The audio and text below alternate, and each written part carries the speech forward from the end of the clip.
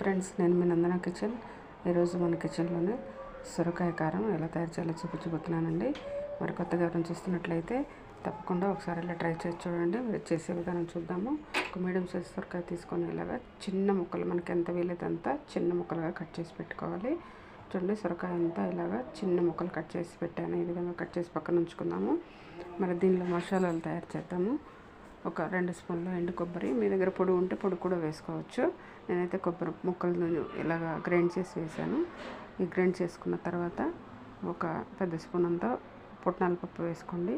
అలా వేసుకున్నాక కారం 1 స్పూన్నర వేసాను. నేను తినే కారం తక్కువగా ఉంటుంది, అందుకే కొంచెం ఎక్కువ వేసాను. మీరైతే మీ టేస్ట్ తగినట్టు చూసి వేసుకోండి.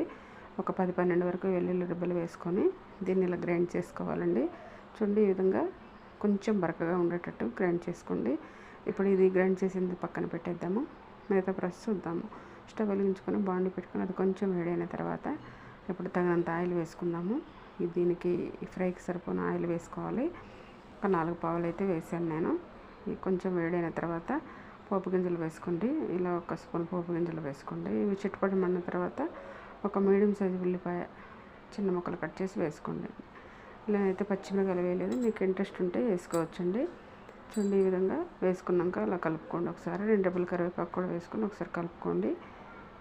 ఇలా కలుపుకున్న తర్వాత ఈ ఉల్లిపాయ త్వరగా మగ్గిపోవాలి అంటే సాల్ట్ వేసుకుంటే మగ్గిపోతుంది. తగినంత సాల్ట్ వేసుకోండి. ఒక 3 స్పూన్లు సాల్ట్ వేసాను చిన్న స్పూన్తో. సాల్ట్ వేసాక ఒకసారి అంతా కలిసేలా కలుపుకోండి. తర్వాత 2 ఎండుమిరపకాయలు వేసుకున్నాము. నేనైతే 2 ఎండుమిరపకాయలు వేసాను, పచ్చిమిరపకాయలు వేయలేదు. మీకు పచ్చిమిరపకాయలు ఇంట్రెస్ట్ ఉంటే వేసుకోవచ్చు. మిరపకాయలు వేసిన తర్వాత ఒకసారి అంతా కలిసేలా కలుపుకోండి. 1 స్పూన్ పసుపు వేసుకోండి. ఒకసారి కలుపుకోండి. పసుపు వేసుకున్న తర్వాత ఒకసారి కలిపిన తర్వాత ఇప్పుడు మనకు పోపు రెడీ అయిపోయింది. మనం చిన్న ముక్కలుగా కట్ చేసి ఉంచుకున్న సొరకాయ ముక్కలు అయితే వేసేసుకోండి. వేసుకున్న తర్వాత ఒకసారి అంతా కలిసేలా కలుపుకోండి. మీడియం ఫ్లేమ్లోనే ఉడికించుకోండి. ఈ విధంగా అంతా కలిసేలా కలుపుకున్న తర్వాత ఫ్లేమ్ అయితే మీడియంలో ఉంచుకొని చేసుకోండి, లేదంటే అడుగు పడుతుంది. హై ఫ్లేమ్ అయితే గమనించండి. కొత్తగా చూసేవారు ఎవరైనా ఉంటే ఈ విధంగా ఒకసారి మూత పెట్టుకొని అలా మగ్గించేసుకోవాలి.